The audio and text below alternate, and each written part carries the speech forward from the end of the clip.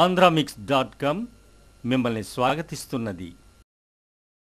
అదేంటి ప్రభదేవతో గొడవ పడ్డాక నయన మరెవరికో దగ్గరవుతుందన్నారు.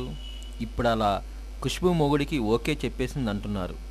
అంటే ఖుష్బూ మొగుడికి నయనికి సంథింగ్ ఏమైనా ఉందా అనే కదా మీ డౌటు. ఆగండి, ఇప్పటికే 2 సార్లు లవ్ ఆట ఆడిన నయన మరోసారి అంత ఈజీగా గేమ్ మొదలెట్టేటట్టు లేదు. కానీ ఇది వేరే విషయం అండి. ఖుష్బూ భర్త సుందర్ డైరెక్టర్ అని తెలిసిందే కదా.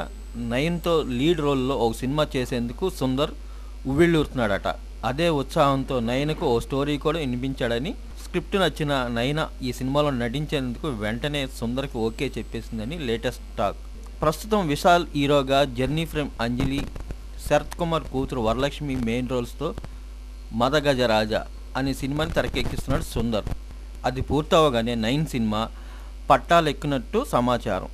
ఈలోగా నయన్ లీడ్ రోల్లో వస్తున్న కహానీకి కూడా శుభం కాటు పడుతుందని అంచనా.